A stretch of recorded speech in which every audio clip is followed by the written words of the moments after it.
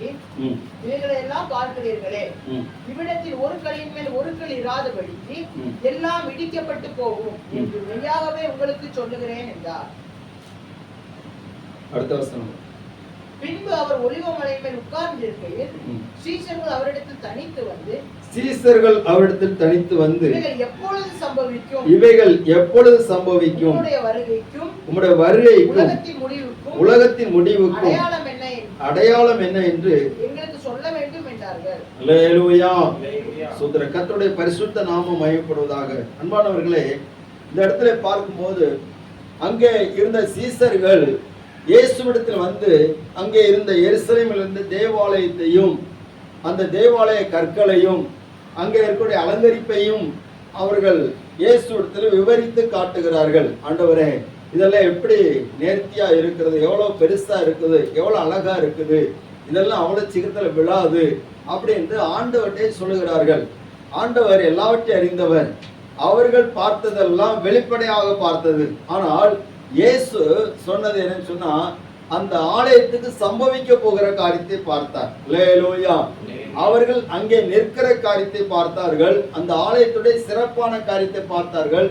ஆனால் இயேசு அந்த ஆலயத்துக்கு சம்பவிக்கிறது என்ன என்பதை ஆண்டவர் பார்த்தார். அறிந்திருந்தபடினாலே அவர் சொல்லுகிறார், இந்த ஆலயம் ஒரு கல்லின் மேல் ஒரு கல் இராதபடிக்கு எல்லாம் இடிக்கப்பட்டு போகும் என்று சொல்லி ஆண்டவர் சொன்ன உடனே இந்த சீசர்களுக்கு அடுத்த ஒரு கேள்வி வருகிறது. என்ன கேள்வின்னு சொன்னா, ஆண்டவரே, இவைகள் எப்பொழுது சம்பவிக்கும், உம்முடைய வருகைக்கும் ஸ்தோத்திரம், இப்ப உலகத்தின் முடிவுக்கு என்ன அடையாளம் என்று சொல்லி அவர்கள் கேட்கிறார்கள். அல்லேலூயா. அப்படியானால் இனி இந்த ஆலயம் அழிக்கப்படுமானால், இந்த ஆலயம் இடிக்கப்படுமானால் ஏதோ ஒரு சம்பவம் ஒன்று நடக்க போகிறது, ஏதோ ஒரு காரியம் நடக்க போகிறது, உலகத்தின் முடிவு காரியமாக கூட இருக்கலாம் என்று சொல்லி சீசர்கள் மனதில் எண்ணினபடினாலே இயேசுவிடத்தில் அந்த காரியத்தை கேட்கிறார்கள். அப்பொழுது இயேசு அவர்களுக்கு சொன்ன காரியங்களை தான் இந்த நாளிலே நம்ம தியானித்து கொண்டிருக்கிறோம். கடந்த வாரத்தில் ஆண்டவர் இயேசு சொன்னார், ஸ்தோத்திரம், நீங்கள் என்ன செய்யணும் சொன்னா, இயேசு ஒருவனும் உங்களை வஞ்சியாதபடிக்கு எச்சரிக்கையா இருங்கள் என்று சொல்லி ஆண்டவர் சொல்லுகிறார். அல்லேலூயா. ஸ்தோத்திரம். இனி சம்பவிக்க போகிற காரியங்கள் என்ன என்பதை கேட்ட போது இயேசு அவர்களுக்கு கொடுத்த ஒரு அன்பான கட்டளை என்ன சொன்னா, நீங்கள் எச்சரிக்கையா இருக்க வேண்டும். இனி வருகிற நாட்களை குறித்து ஒரு எச்சரிப்பு இருக்க வேண்டும். இனி நடக்கிற காரியங்களை குறித்து ஒரு எச்சரிப்பு இருக்க வேண்டும். நீங்கள் அசதியா இருக்கக்கூடாது, நீங்கள் அஜாக்கிரதையா இருக்கக்கூடாது, நீங்கள் எல்லாவற்றையும் ஸ்தோத்திர சிந்தனையில் எடுக்காமல் இருக்கக்கூடாது, எல்லாவற்றிலையும் நீங்கள் எச்சரிக்கையா இருக்க வேண்டும் சொல்லி ஆண்டவர் இயேசு சொன்னதை நம்ம கடந்த வாரத்திலே தியானிக்க ஆண்டவர் நமக்கு கிருபை செய்தார். அல்லேலூயா. அல்லேலூயா.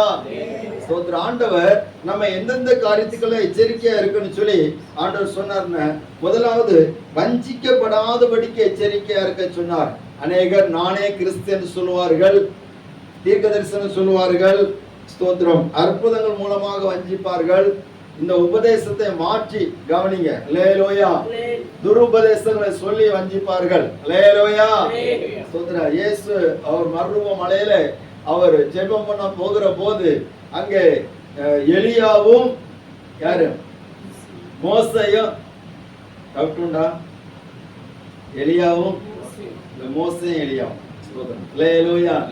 மோசையும் எலியாவும் ரெண்டு பேருமா வந்து இயேசுவின் பாடுகளை குறித்து பேசுகிறாங்க. பேசும்போது அங்க இருந்த யாரு பேதுருக்கு ஒரு எண்ணம் வருகிறது. அது வரைக்கும் தூங்கிட்டு இருந்தான்.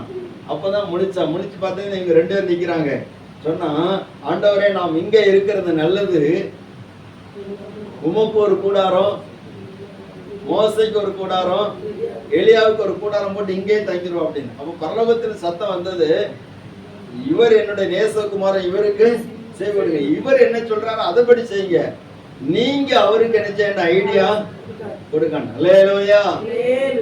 மோசே எலியாவன் யாருன்னு சொன்னா தேவனுடைய பணிவிடைக்காரர்கள். இன்னைக்கு இயேசுக்கு ஒரு கூடாரம் போட்டிருக்கிறாங்க. ஸ்தோத்திரம். அல்லேலூயா. மோசைக்கு கூடாரம் போட்டிருக்கிறாங்க. மோசைக்கு கூடாரம் போட்டிருக்காங்களோ எனக்கு தெரியாது. ஆனா புதிய ஏற்பாட்டில் உள்ள அத்தனை ஊழியக்காரங்களும் ஒவ்வொரு கூடாரம் போட்டு ஒவ்வொரு பக்கத்துல உட்கார்ந்து இருக்கிறாங்க. அல்லேலூயா. புரியும் நினைக்கிறேன். புரிஞ்சா உங்களுக்கு? ஆமா. ஸ்தோத்திரம். அல்லேலூயா. ஸ்தோத்திரம். சின்னப்பருக்கு ஒரு ஆலயம், மிக்கேலுக்கு ஒரு ஆலயம், அருளப்பருக்கு ஒரு ஆலயம், அந்தோணிக்கு ஒரு ஆலயம். அல்லேலூயா. இப்படி ஒவ்வொரு கூடாரமா போட்டுருக்காங்க. இயேசுவுக்கு அம்மாவுக்கு ஒரு ஆலயம், இயேசுக்கு பாட்டிக்கு ஒரு ஆலயம். அல்லேலூயா. யாராவது பார்த்ததுன்னா லூர்து மாதா, அன்னம்மாள் மாதா, என்னென்னமோ மாதா போட்டு வச்சிருக்காங்க. எல்லாருக்கும் ஒரு கூடாரம். இப்படி சுதந்திரம் இவர்கள் வஞ்சிக்காதபடிக்கு எச்சரிக்கையா இருக்க சொல்லி இருக்கிறார். கடைசி நாட்களில் இதெல்லாம் தோன்றுகிறது. இதெல்லாம் சீர்திருத்தப்பட்டதாகத்தான் மார்ட்டின் லூத்தர் என்கிற ஒரு தேவ மனுஷன் எழுப்பி அநேக சீர்திருத்தங்களை சபைக்குள்ளே கொண்டு வந்தார். அப்போ ஒருவனும் உங்களை வஞ்சியாதபடிக்கு எச்சரிக்கையா இருங்கள் என்று சொல்லப்பட்டிருக்கிறது. அல்லேலூயா, அல்லேலூயா, சோத்திரம். அதுல நிறைய சடங்களா வச்சிருக்கிறாங்க. சபைக்குள்ள பல சட்ட திட்டங்களை வைத்திருக்கிறாங்க.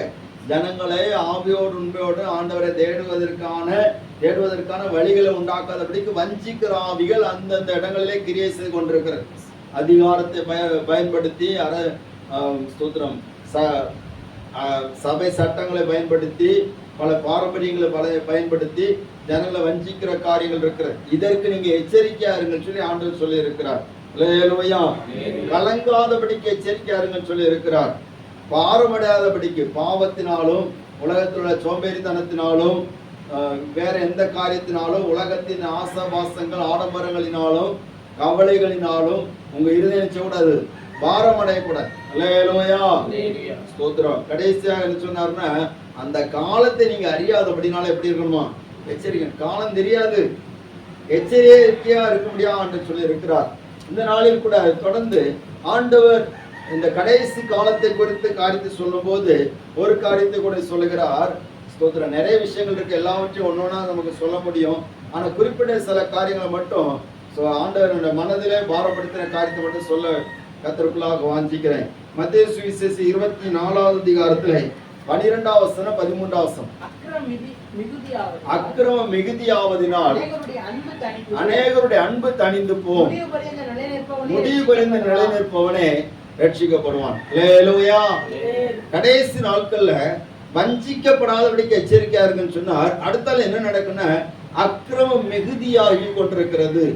அக்கிரமம் மிகுதியாவதினால் அநேகருடைய அன்பு என்ன செய்யுமா, தணிந்து போகும். அல்லேலூயா, ஸ்தோத்திரம். இன்றைக்கு பார்த்தீங்கன்னா அக்கிரமங்கள் நிறைய மிகுதியாகி கொண்டே இருக்கிறது.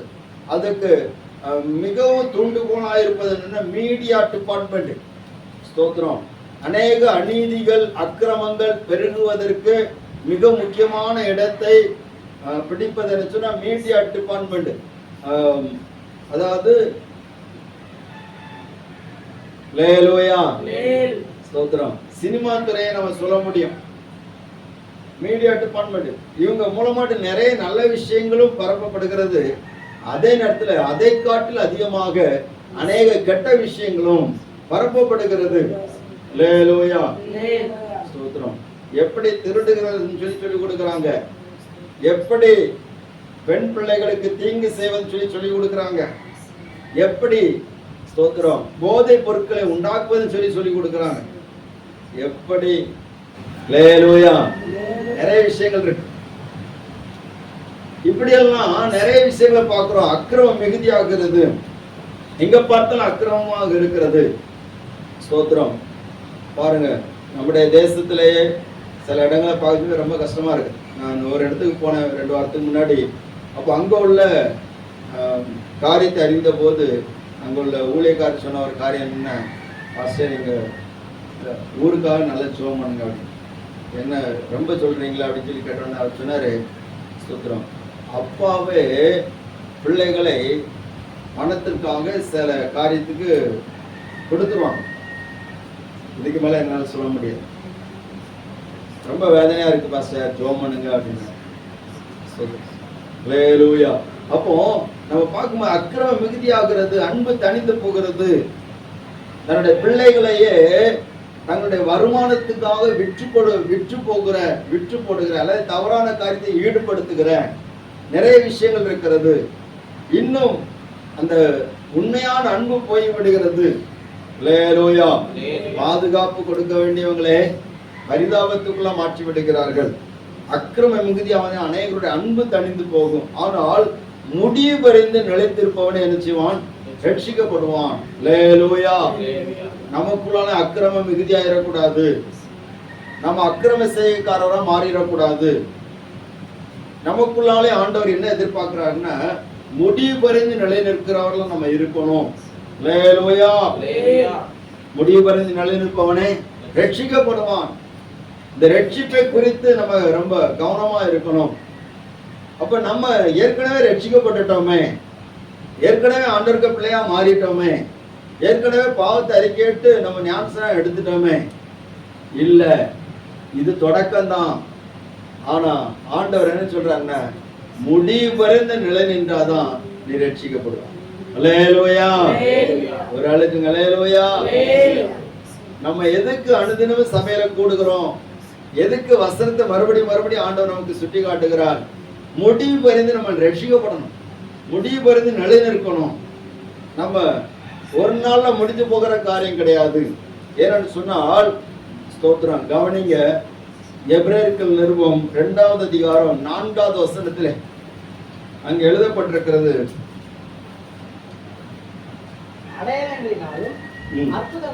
அடையாளங்களினாலும் அற்புதங்களினாலும் பலவிதமான பலத்த செய்கைகளினாலும் தம்முடைய சித்தத்தின்படி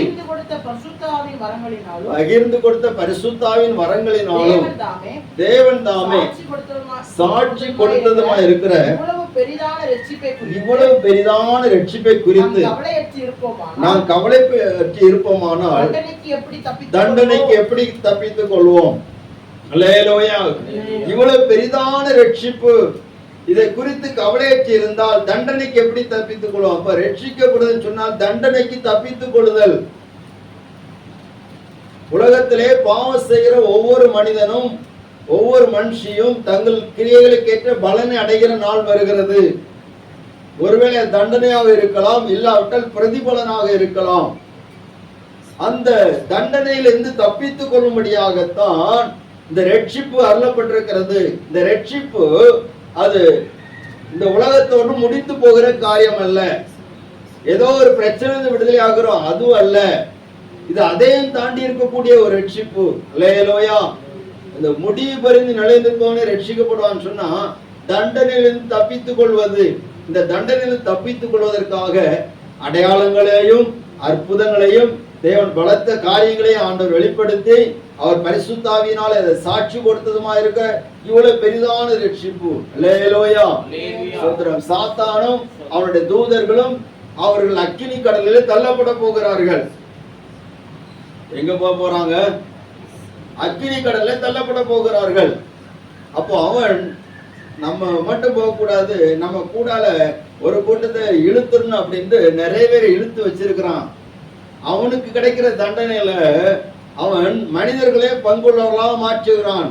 அப்போ அந்த தண்டனையிலிருந்து நம்ம ரட்சித்துக் கொள்ள வேண்டும், தப்பித்துக் கொள்ள வேண்டும். அல்லேலூயா.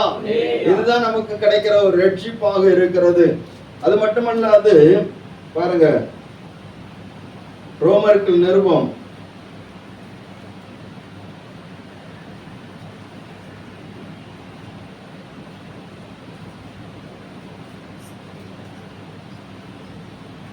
13வது அதிகாரம் 11ஆம் வசனம்.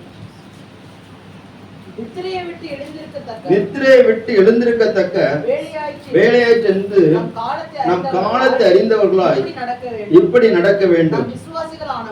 விசுவாசிகள் ஆன போது ரட்சிப்பு சமயமாய் இருந்ததை பார்க்கலாம், இப்பொழுது அது நமக்கு அதிக சமயமாய் இருக்கிறது. அல்லேலூயா. விசுவாசியா இருந்த காலத்துல ரட்சிப்பு எப்படி இருந்ததா? சமயமாய் இருந்தது. எல்லாரும் கவனிங்க, நம்ம விசுவாசியா மாறுகிற போது ரட்சிப்பு எப்படி இருக்குது? சமயமா இருக்குது. இப்போ காலம் போக போக அது இன்னும் நமக்கு சமயமா இருக்குது. இது எந்த ரட்சிப்புன்னு சொன்னா நம்முடைய சரீர ரட்சிப்பு. அல்லேலூயா. ஒரு அழைப்பு அல்லேலூயா. சோதரம். சரீரம் ஒரு நாள் மரித்து போகும். இந்த சரீரத்துக்கு ஒரு ரட்சிப்பு தேவைப்படுகிறது. அந்த ரட்சிப்பு எப்ப கிடைக்குன்னு இயேசு வரும்போது கிடைக்கும்.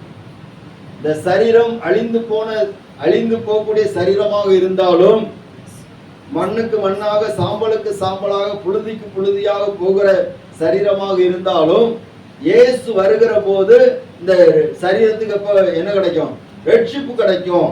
அல்லேலூயா, மீட்பு கிடைக்கும். அப்போ உடனே கிடைக்கல, அதுக்கு ஆண்டவர் சில காரணங்களை, சில காரியங்களை வைத்திருக்கிறார். அது நமக்கு ரொம்ப சுயமா இருக்கிறது. அதனால தான் பவுல் சொல்லுகிறார், ஸ்தோத்திரம், பிலிப்பியர்கள் நிருபம் 2வது அதிகாரம் 12வது வசனத்தை ஒருத்தர் வாசிக்கணும்.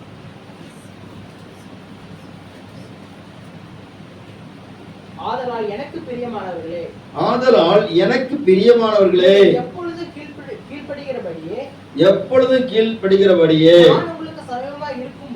நான் உங்களுக்கு சமயமாய் இருக்கும் பொழுது மாத்திரம் அல்ல, இப்பொழுதும் அதிக பயத்தோடும் நடுக்கத்தோடும் உங்கள் ரட்சிப்பு நிறைவேற பிரயாசப்படுங்க. அல்லேலூயா. பவுல் திட்டமா சொல்றார், நீங்க சும்மா பிரயாசப்படக்கூடாது. எப்படி? கவனிங்க, அதிக நடுக்கத்தோடும் பயத்தோடு பிரயாசப்படணும். அல்லேலூயா, ஸ்தோத்திரம். நம்முடைய ரட்சிப்பு நிறைவேறணும், ரட்சிப்பை காத்துக்கொள்ளணும். ஸ்தோத்திரம். அவங்கவங்க ரட்சிப்புக்கு அவங்கவங்க தான் பிரயாசப்படணும். புருஷனுடைய ரட்சிப்புக்கு மனைவி பிரயாசப்பட முடியாது, மனைவியினுடைய ரட்சிப்புக்கு புருஷன் பிரயாசப்பட முடியாது, பிள்ளைகளுடைய ரட்சிப்புக்கு பெற்றோர் பிரயாசப்பட முடியாது, பெற்றோருடைய ரட்சிப்புக்கு பிள்ளைகள் பிரயாசப்பட முடியாது. அல்லேலூயா.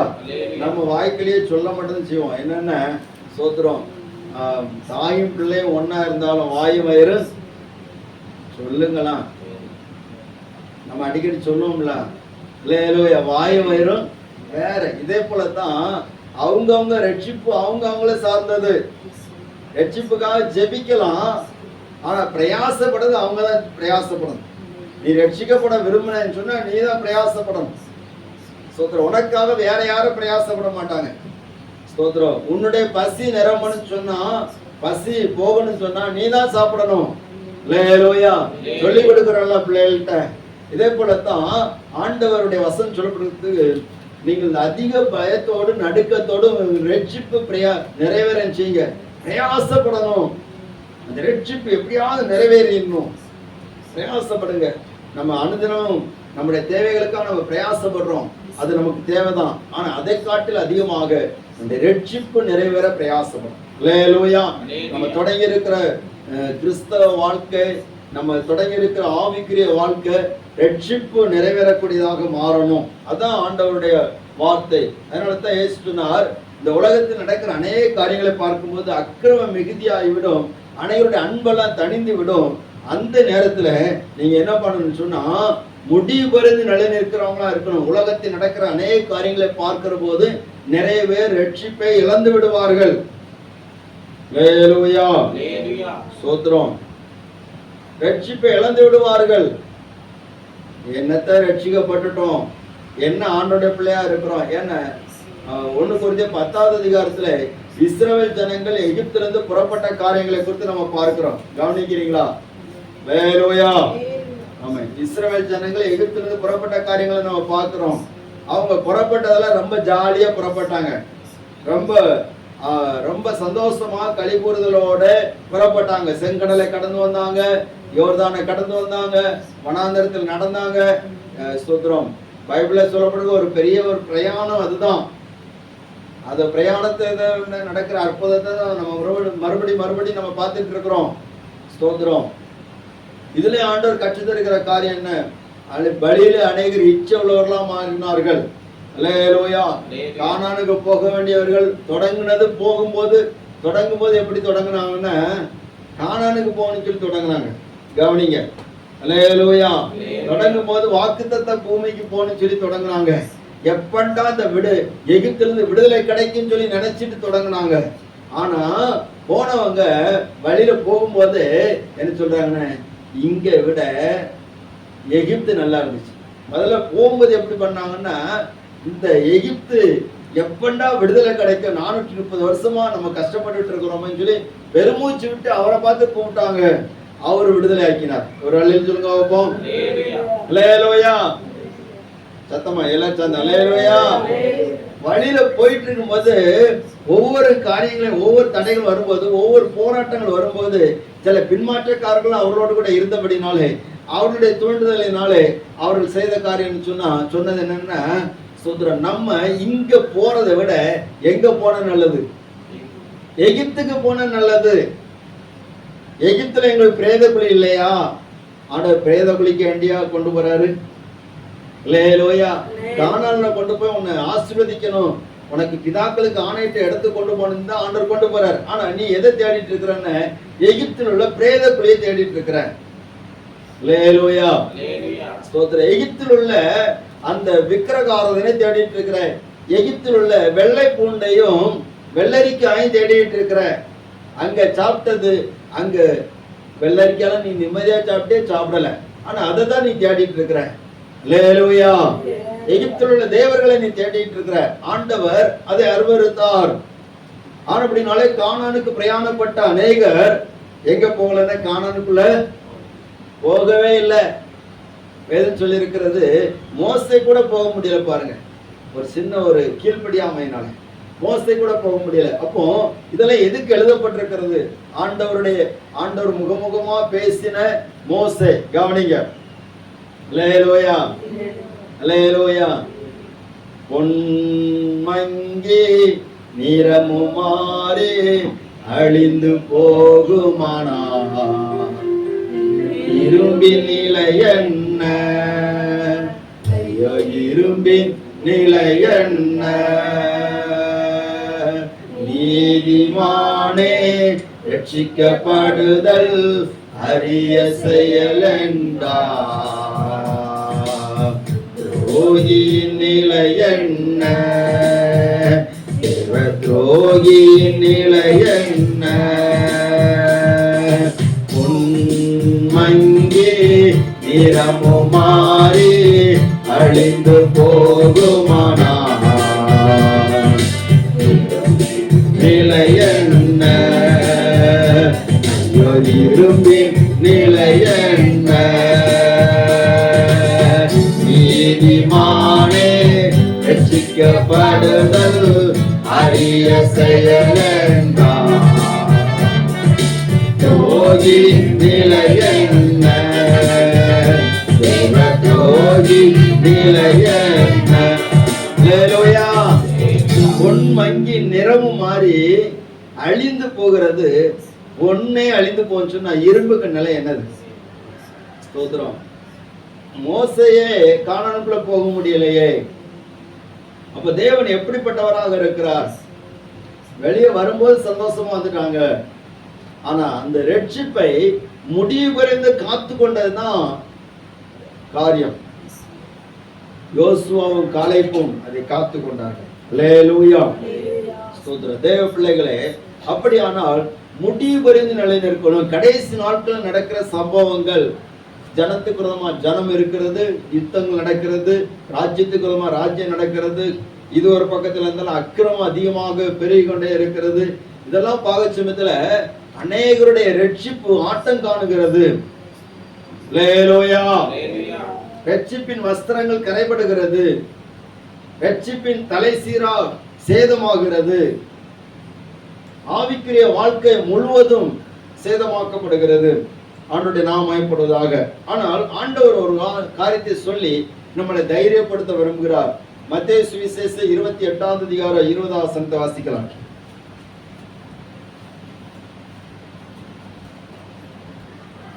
நான் உங்களுக்கு கட்டளையிட்ட யாவையும் அவர்கள் கைக்கொள்ளும்படி அவர்களுக்கு உபதேசம் பண்ணுங்கள். இதோ உலகத்தின் முடிவு பரியந்தம் சகல நாட்களிலும் நான் உங்களுடனே கூட இருக்கிறேன் என்று சொல்லி ஆண்டவர் சொல்கிறார். அல்லேலூயா. சத்தம் அல்லேலூயா. ஆண்டவர் சொல்கிறார், உலகத்தின் முடிவு பரியந்தமும் சகல நாட்களிலும் நான் உங்களுடனே கூட இருக்கிறேன் அப்படின்னு சொன்னா, முடிவு பரியந்தம் நிலைநிற்பவனே ரட்சிக்கப்படுவான்னு சொல்லப்பட்டிருக்கிறது. அந்த முடிவு பரியந்தமும் யார் கூட இருப்பேன்னு சொல்லுகிறார்? உங்களுக்கு எல்லாம் ஒரு சந்தோஷமும் இல்லை. உற்சாகமா சொல்லணும், இயேசு அவர் என் கூட இருப்பார் சொல்லி வாக்கு பண்ணி இருக்கிறார். அல்லேலூயா. நான் உங்களோடு கூட இருப்பேன், உலகத்தின் முடிவு வரைந்தும் கூட இருப்பேன். உயிர் தந்த இயேசு உலகத்தின் முடிவு வரைந்தும் கூட இருப்பார். எல்லாரும் கரங்களை தட்டி கர்த்தரை மகிமைப்படுத்துங்க. அல்லேலூயா, அல்லேலூயா. ஸ்தோத்திரம். கர்த்தருடைய நாமம் மகிமைப்படுவதாக. அப்படியானால் நாம் எதில நிலை நிற்கணும்? முடிவு வரை நிலை நிற்பவனை ரட்சிக்கப்படுவான் அப்படின்னு சொன்னா நம்ம எதில நிலை நிற்கணும்? எதில நிலை நின்றால் நம்ம ரட்சிக்கப்படுவோம்? முடிவு வரை நம்ம நிலை நிற்க வேண்டிய காரியம் என்னது? அதை மட்டும் சில காரியங்களை மட்டும் சொல்லி நம்ம ஜெபிக்க போகிறோம். ஸ்தோத்திரம். யோவான் சுவிசேஷம் 15வது அதிகாரம் 9வது வசனத்தை ஒருவர் வாசிக்கலாம்.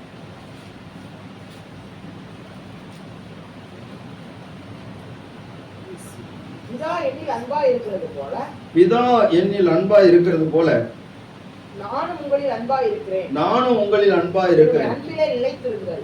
என்னுடைய அன்பிலே நிலைத்திருங்கள். அல்லேலூயா. ஆண்டவர் சொல்லுகிறார், என்னுடைய அன்பிலே நிலைத்திருங்கள். முதலாவது நம்ம நிலை நிற்க வேண்டிய காரியம் சொன்னா தேவனுடைய அன்பில நம்ம நிலைத்திருக்கணும். அவருடைய அன்பில நம்ம நிலைத்திருக்கிறோமா? அதை நம்ம கொஞ்சம் ஆராய்ந்து பார்க்கணும். அல்லேலூயா, ஸ்தோத்திரம். ரெண்டு காரியம் இருக்கிறது. ஒண்ணு, அவர் நம்மேல் வைத்த அன்பு. இன்னொன்னு, நாம் அவர் மேல் வைக்கிற அன்பு. இந்த அன்பில நம்ம நிலைத்திருக்கணும். அவருடைய அன்பை நாம் பெற்றுக்கொள்வது ஸ்தோத்திரம் கடினமா எளியதா? சொல்லுங்க பார்ப்போம். அவருடைய அன்பை நம்ம எப்படி ஈஸியா பெற்றுக்கொள்ளலாமா? புரிந்து கொள்ளலாமா? அல்லேலூயா. புரிந்து கொள்ளலாம். ஏன் சொன்னா அவர் நமக்காக ஜீவனை கொடுத்திருக்கிறார், நமக்காக ரத்தம் சிந்திருக்கிறார், நமக்காக பாடுபட்டிருக்கிறார். அந்த அன்பை நாம் ஈஸியாக நம்ம பெற்றுக்கொள்கிறோம். ஆனா அந்த அன்பில் நிலைத்திருக்கிறோமா என்பதுதான் நமக்கு வேதம் காட்டுகிற ஒரு காரியமாக இருக்கு. அல்லேலூயா. அவருடைய அன்பு நமக்கு கிடைக்கிறது, அதில் நிலைத்திருக்கிறோமா? இப்போ பெற்றோருடைய அன்பு பிள்ளைகளுக்கு கிடைக்கிறது. எல்லாரும் கவனிங்க. பெற்றோருடைய அன்பு பிள்ளைகளுக்கு கிடைக்குது. அந்த பிள்ளைகள் எவ்வளவு தூரத்தில் அந்த அன்பில் நிலைத்திருக்கிறாங்களோ அந்த அளவுக்கு பிள்ளைகளுக்கு எப்படி இருக்கும்? அது ஆசீர்வாதமாகவும் சந்தோஷமாகவும் இருக்கும். ஆனா நிலைத்திருக்கிறது கூடாத காரியம். ஏன்னு சொன்னா ஸ்தோத்திரம், நிலைத்திருப்பதுன்னு சொன்னால் நம்ம ஆண்டவர் மேல அன்பு வச்சிருக்கிறோம். ஆனா அந்த அன்பு எப்படி பெருகுதா? நாளுக்கு நாள் என்ன செய்யுது? நாளுக்கு நாள் பெருகுதா குறையுதா? அல்லேலூயா. ஆண்டவர் சொல்லி இருக்கிறார். 1 யோவானின் புஸ்தகம்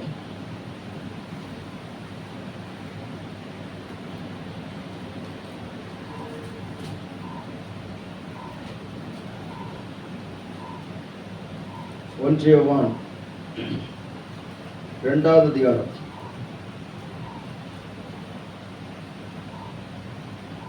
15வது வசனம். உலகத்தில் உள்ளவைகளிலும் அன்பு கூறாதிருங்கள். ஒருவன் உலகத்தில் அன்பு கூர்ந்தால் அல்லேலூயா, ஸ்தோத்திரம், அவருடைய அன்பில் நிலைத்திருக்கிறது என்னது? அவரை தவிர வேற எதையும் நேசிக்க கூடாது. அவரை விட வேற எதையும் நினைச்ச கூடாது, நேசிக்க கூடாது. அவரை தவிர எதையும் நேசிக்க கூடாதுன்னா அவரை விட, இயேசுவை விட வேற எதைக்கும் நம்ம முன்னுரிமை கொடுக்க கூடாது. அல்லேலூயா, சத்தம் அல்லேலூயா. பிள்ளைங்களை சொல்லுங்க வைப்போம். அல்லேலூயா. பாட்டு மட்டும் நம்ம பாடிடுவோம். உம்மை அல்லாமல் யாரை நான் நேசிப்பேன், உமக்காக அல்லாமல் யாருக்காக வாழ்வேன். யாரை பார்த்து பாடுறோம்? இயேசுவை பார்த்து பாடுறோமா? அல்லேலூயா. நிறைய பேர் செல்போனை பார்த்து பாடிட்டு இருப்பாங்க. அல்லேலூயா. சில உட்கார்ந்து இருந்து செல்போனை பார்த்து சிரிச்சுக்கிட்டே இருப்பான். பல்லு கிளவிகள் கூட நினைச்சுவாங்க, சிரிச்சுட்டே இருப்பாங்க. என்ன சுத்தம் அதை பார்த்து உன்னை இல்லாமல் யாரை நான் நேசிப்பேன், நீ போகிற பாதாளத்துக்கு நானே நினைச்சிருவேன். அல்லேலூயா, சோத்திரம். அதை பார்த்து நேசிச்சுட்டு இருக்கிறாங்க. யாரோ ஒரு ஆளை பார்த்துட்டா போதும், அதை பார்த்து நேசிச்சுட்டு இருப்பாங்க. அல்லேலூயா. வாலிப பைக்கில் பார்த்தேன்னா சோத்திரம், போறது படிப்புக்கு, போற வழியில ஏதாவது ஒன்று கிடைச்சிட்டா போகுது, உடனே அதை பார்த்து பாட ஆரம்பிச்சுறாங்க. அதுக்கு வேற பாட்டு. அல்லேலூயா, சோத்திரம். அன்பு கூறுவேன். ஒருத்தன் ரிங்டோன் வச்சிருக்கிறான். யாருக்கு தெரியுமா? தன்னுடைய தனக்கு பிடித்தமான ஒரு பிள்ளை ஃபோன் பண்ணுவான்.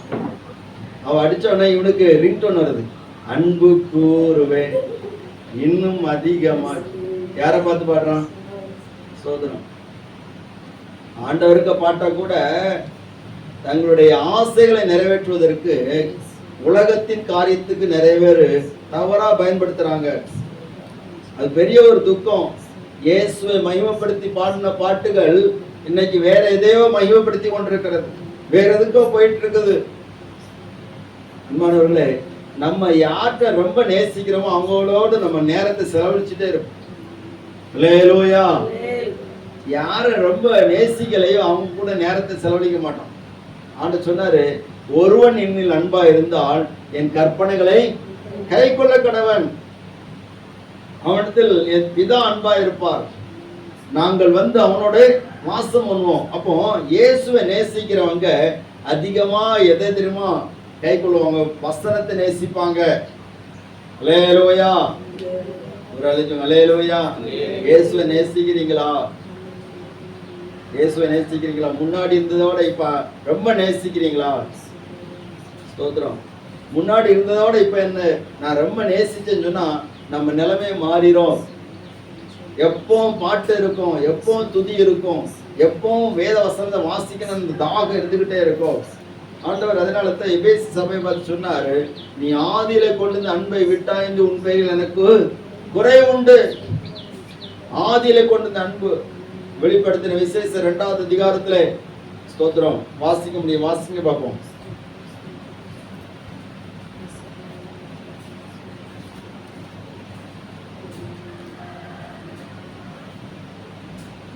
வெளிப்படுத்தல் 2வது அதிகாரம். யாரா வாசிங்க? 3வது வசனம். நீ சகித்துக் கொண்டிருக்கிறதையும் பொறுமையா இருக்கிறதையும் என் நாமத்தின் நிமித்தம் இலைப்படையாமல் பிரயாசப்பட்டதையும் அறிந்திருக்கிறேன். ஆனாலும் நீ ஆதியிலே கொண்டிருந்த அன்பை விட்டாய் என்று பேரில் எனக்கு குறை உண்டு. அல்லேலூயா. நம்ம நினைச்சிட்டு இருக்கிறோம் முன்னாடி விட நான் நல்லா அன்பு கூறுறேன் அப்படின்னு. ஏன்னா நல்லா பிரயாசப்படுறேன், இயேசுவுக்காக நல்ல பிரயாசப்பட்டேன், நல்ல சகிப்பு தன்மை இருக்குது, நல்ல பொறுத்து போயிட்டு இருக்கிறேன். ஆண்டவர் இது எல்லாவற்றையும் பாக்குறாரு. அவர் சொல்றாரு எபேசு சபை பத்தி, இதெல்லாம் நீ செய்யற, உனக்குள்ள ஆவிக்குரிய வரங்கள்லாம் கிரியச்சது கவனிங்க. அல்லேலூயா. உன்னுடைய வாழ்க்கையில ஆவிக்குரிய வரங்கள் கிரியை செய்கிறது. நீ அப்போஸ்தலர் அல்லாதவர்களை அப்போஸ்தலர் அவர்கள் தங்களை பொய்யர்னு சொல்லி நீ அறிந்து கொண்ட, இதெல்லாம் நீ கரெக்டா நீ பார்த்து எல்லாத்தையும் புரிஞ்சு. ஆனா நீ ஆதியில கொண்டது அன்பு இருக்குது, அது இல்லை. அல்லேலூயா. நம்ம பிள்ளைகள் வந்து நம்மளை துக்கப்படுத்தும் போது நம்ம உடனே நம்ம எதை நினைக்கிறோம்னா, சின்ன வயசுல அந்த பிள்ளை நம்ம மேல ஒரு அன்பு வச்சிருக்கும் தெரியுமா? அல்லேலூயா. கவனிக்கிறீங்களா எல்லாரும்? சின்ன இந்த நடக்க பழகும் போது, பேச பழகும் போது ஒரு ஒரு ஒரு குரல் இருக்கும், ஒரு வாய்ஸ் இருக்கும், ஒரு அந்த அந்த பாசத்துல வந்து நம்ம கட்டி பிடிக்கிறது, அல்லேலூயா, முத்தம் போடுறது. அப்போ அந்த அந்த அன்பை நம்ம பிள்ளைகள் வளர வளர நம்ம பார்ப்போமோ பார்க்க மாட்டோம். அல்லேலூயா. ஸ்தோத்திரம். இதே போலதான் ஆண்டவர் ஸ்தோத்திரம். நம்ம எவ்வளவுதான் வளர்ந்திருந்தாலும் சரி, எவ்வளவுதான் பிரயாசப்பட்டது, நீ ரட்சிக்கப்பட்ட நாளிலே, நீ என்னை தெரிந்து கொண்ட நாளிலே, நீ என்னை ஒரு விதமான ஒரு அன்பினாலே, ஒரு மேன்மையான அன்பினாலே நீ நேசித்த அந்த அன்பு உனக்கு இப்ப இல்லை. அல்லேலூயா. இயேசுவை தவிர வேற எதுவும் பெருசா உனக்கு தெரியல. ஆனா இப்போ மற்ற எல்லாம் பெருசா இருக்குது, இயேசு உனக்கு பெருசா தெரிய மாட்டேங்கிறார். உலகத்தின் காரியங்கள் பெருசா தெரியுது, உலகத்தின் அன்பு பெருசா தெரியுது. ஆனா இயேசு உனக்கு பெரியவரா தெரிய மாட்டேங்கிறார். இயேசு உன்னை நேசிக்கப்படத்தக்கவரா தெரிய மாட்டேங்கிறார். இயேசுவின் அன்பிலே நிலைத்திருங்கள். அல்லேலூயா. அல்லேலூயா. அந்த அன்பில நம்ம நிலைத்திருக்க அந்த அன்பு நம்மளை ஒவ்வொரு நாளும் உருவாக்கும்.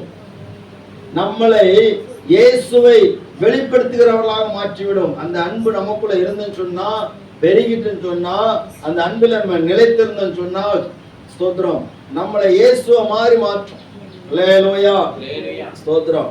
முடியெல்லாம் பெருசா வளர்த்து போட்டுட்டு தாடி வச்சுட்டு சிலர் இருக்கிறாங்க, நானும் இயேசுவை போல இருக்கிறேன் அப்படின்னு.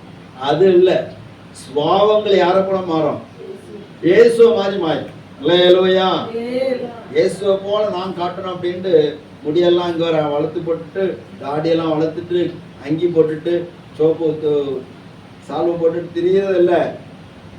நம்ம சுபாவங்கள் மாறும். அவரை போல அன்பு வரும், அவரை போல தாழ்மை வரும், அவரை போல சாந்தம் வரும், அவரை போல எல்லா காரியங்களையும் செய்யணும்னு சொல்லிட்டு என்ன வரும்? அல்லேலூயா.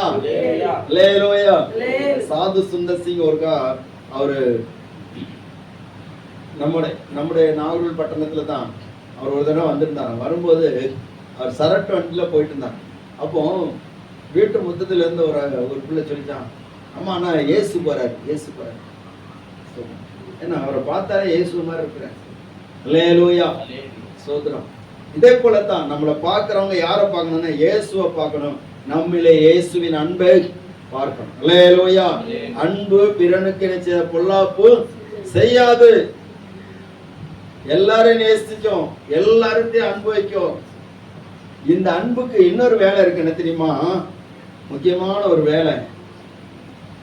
1 யோவானின் புஸ்தகம் 4வது அதிகாரம்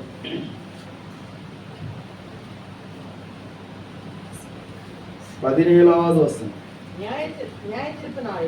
நியாய தீர்ப்பு நாளிலே நமக்கு தைரியம் உண்டாயிருக்கத்தக்கதாக அன்பு நம்மிடத்தில் பூரணப்படுகிறது. அன்பு நம்மிடத்திலே பூரணப்படுகிறது. ஏனென்றால் அவர் பிரகாரமாக நாமும் உலகத்தில் இருக்கிறோம். அன்பிலே பயமில்லை. அன்பிலே பயமில்லை. பூரண அன்பு பயத்தை புறம்பே தள்ளும். பயத்தை புறம்பே தள்ளும். அல்லேலூயா. ஸ்தோத்திரம். அல்லேலூயா. இந்த அன்பு இருந்தாதான் நம்ம எதுல நிக்க முடியும்? நியாயத்தீர்ப்பு நாள்ல நிக்க முடியும். தேவாதி தேவன் எல்லாவற்றையும் நியாயம் தீர்ப்பார். நடந்தவைகளையும் இன்னும் நடந்து கொண்டிருக்கிறவைகளையும் இன்னும் நடக்கிற போகிற எல்லாவற்றையும் எல்லா மனிதரையும் அவர் நியாயம் தீர்ப்பார். அந்த நியாய தீர்ப்பு நாளிலே ஒரு கூட்டம் நடுங்கி கொண்டிருக்கும், இன்னொரு கூட்டம் களி கூர்ந்து கொண்டிருக்கும். களி கூர்ந்து கொண்டிருக்கக்கூடிய கூட்டம் எதுன்னு சொன்னா அவங்களுக்கு பயமே இருக்காது. அல்லேலூயா. அல்லேலூயா. கவனிங்க எல்லாரும். ஸ்தோத்திரம். திருடன் வீட்டுக்குள்ள வந்து திருடன் சொன்னா எப்படி வருவான்? தைரியமா வருவானா? பயந்துட்டே வருவானா? பயந்துகிட்டே வருவான். ஸ்தோத்திரம். யாரும் பார்த்துடக்கூடாது, சிசிடிவி கேமரா நம்மளை கண்டுபிடிச்சிடக்கூடாது, பயந்துட்டே வருவான். ஆனா வீட்டுல இருக்கக்கூடிய பிள்ளை என்னச்சு அது பயப்படவே பயப்படாது. அல்லேலூயா. அந்த பிள்ளையோட அன்பு அங்க பூர்ணப்பட்டிருக்கு. இதே போலத்தான் நம்ம ஆண்டவர் மேல உண்மையான அன்பு இல்லாதவர்களா இருந்துச்சுன்னா நியாய தீர்ப்பு நாளிலே நமக்கு தைரியமா நிக்க முடியாது. நியாய தீர்ப்பு நாளிலே நிற்பதற்கு நமக்கு என்ன தேவைப்படுகிறது? தேவ அன்பு தேவைப்படுகிறது. அதுல இயேசுவின் அன்பு நமக்கு தேவைப்படுகிறது. அல்லேலூயா. இயேசுவின் அன்பில நம்ம நிலைத்திருந்தாதான் நியாய தீர்ப்பு நாளில நம்ம நிக்க முடியும். இயேசுவின் அன்பில நிலைத்திராதவர்கள், அவருடைய வசனத்தை கை கொள்ளாதவர்கள், அதுல இயேசுவின் அந்த பரிபூரணத்திலே வர முடியாதவர்கள் நியாய தீர்ப்பு நாளில் நிற்க மாட்டாங்க. அப்போ பவுல் சொல்லுகிறார் 1 கொரிந்தியர் 16வது அதிகாரத்துல கடைசி வசனத்துல சொல்லுகிறார். என்ன வசனம் சொல்லுகிறார் பாருங்க. இந்த இயேசுவின் அன்பை பற்றி நிறைய சொல்லிட்டு கடைசியில் ஒரு வார்த்தை சொல்லுகிறார் பாருங்க. 16வது அதிகாரம் 22வது வசனம். ஒருவன் கர்த்தராகிய இயேசு கிறிஸ்துவினிடத்தில் அன்பு கூறாமல் போனால் அவன் சபிக்கப்பட்டவனாய் இருக்க கடவன். கர்த்தர் வருகிறார். அல்லேலூயா. நீ இயேசுவா மேல உண்மையான அன்பு உனக்கு இல்லைன்னு சொன்னா நீ சபிக்கப்பட்டவனாய் இருப்ப. எவ்வளவு பெரிய வார்த்தை அது. ஏன்னா அவரு அந்த அளவுக்கு உன் மேல அன்பு வச்சிருக்கிறார். அந்த அளவுக்கு சபையின் மேல அவர் அன்பு வச்சிருக்கிறார். அல்லேலூயா. இந்த ஆண்டவரை நீ நேசிக்காம போயிட்டேன்னு நீ எவ்வளவு பெரிய சபிக்கப்பட்ட ஆளா இருப்ப. ஸ்தோத்திரம். அவர் தூதர்கள் விழுந்து போனார்கள், விழுந்து போன தூதர்களுக்கு கை கொடுக்கவில்லை. எபிரேயர் 1வது அதிகாரத்துல இருக்குது. விழுந்து போன தூதர்கள் இருக்கிறாங்க, அவங்க தங்களுக்கு ரட்சிப்பு வேணும்னு நினைக்கிறாங்க, ஆனா அவங்களுக்கு ஆண்டவர் கை கொடுக்கல. ஆனா ஸ்தோத்திரம், உன்னிடத்தில் ஆண்டவர் கை கொடுத்திருக்கிறார். அல்லேலூயா. மனுகுலத்திலே மனிதர்களிடத்திலே அவர் கை கொடுத்திருக்கிறார், தம்முடைய அன்பை வெளிப்படுத்தியிருக்கிறார். இவ்வளவு அன்பு கூர்ந்த இந்த இயேசுவை நீ விசுவாசிக்காம இருந்தேன்னு சொன்னா நீ பாவத்துல நிலைத்திருக்கிற, நீ சபிக்கப்பட்டவனா இருக்கக்கூடாதுன்னு சொல்லி ஆண்டவர் சொல்லி இருக்கிறார். அல்லேலூயா. அவருடைய அன்பில் நம்ம நிலைத்திருக்கணும். இந்த உலகத்துல நிறைய சம்பவங்கள் நடக்குது. அந்த சம்பவங்கள் நடக்கிறது மத்தியில நம்ம இயேசுவின் அன்பில நிலைத்திருக்கணும். அவர் அதிகமா நேசிக்கணும். அவருடைய அன்பில நம்ம நிலைத்திருந்தாதான் நம்ம நித்திய ஜீவனை பெற்றுக்கொள்ள முடியும், ரட்சிப்பை சுதந்திரித்துக் கொள்ள முடியும்.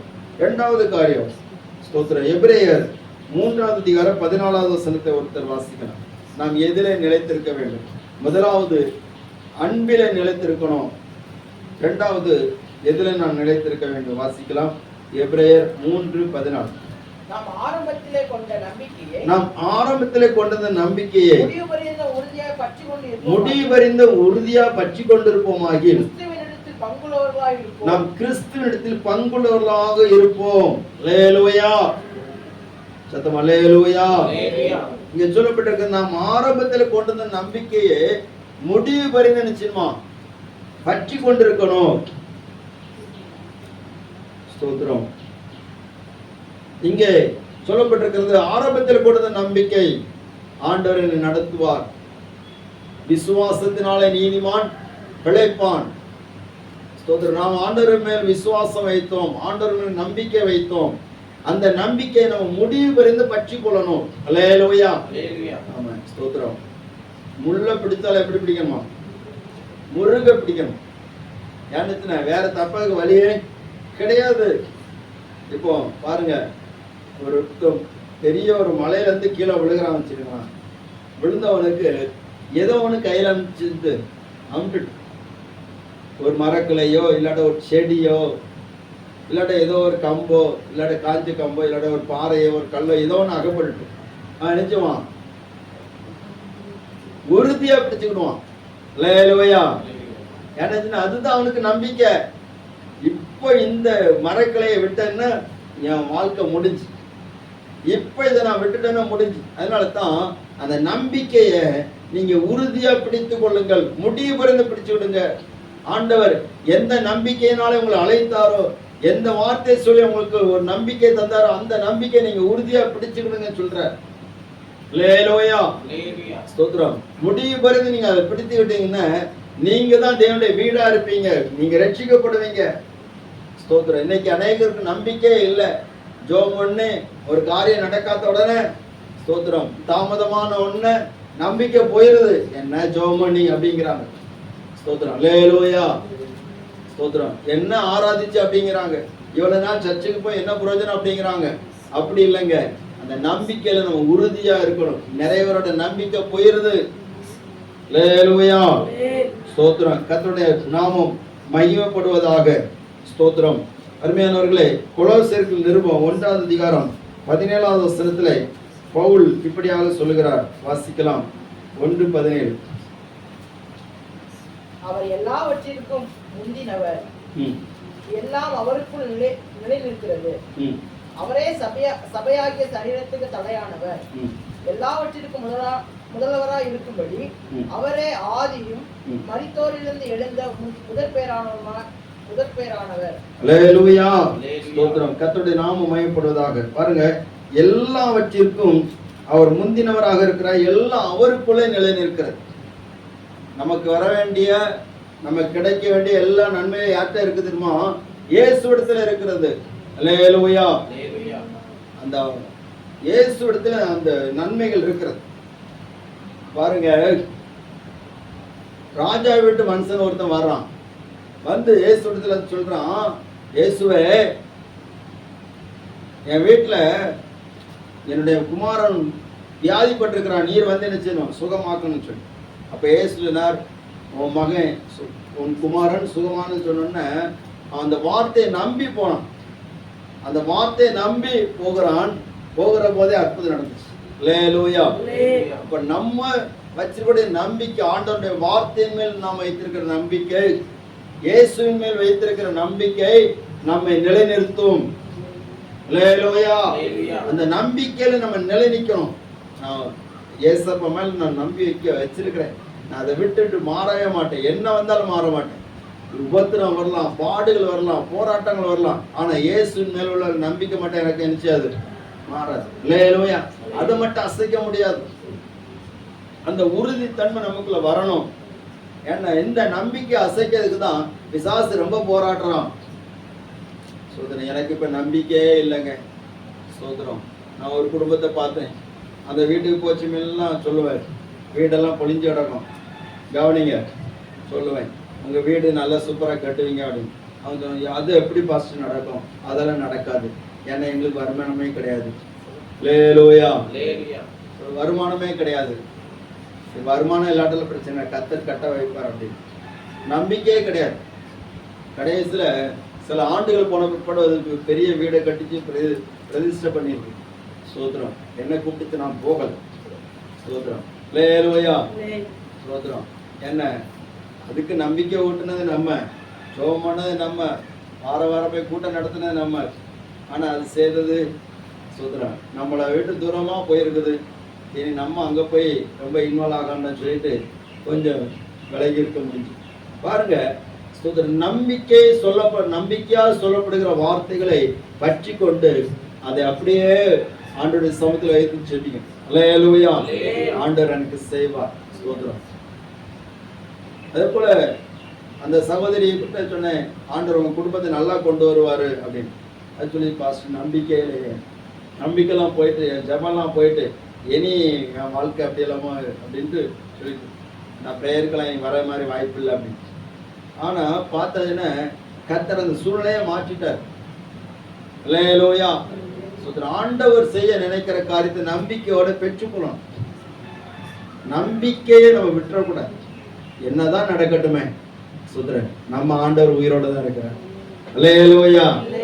அன்பில நிலைத்திருக்கணும், நம்பிக்கையில நிலைத்திருக்கணும், முடிவு பறிந்து நிலைத்திருக்கணும். மூன்றாவது இன்னொரு காரியத்தை கூட சொல்லி நம்ம ஜெபிக்க போகிறோம். எபிரேயர் 8:9.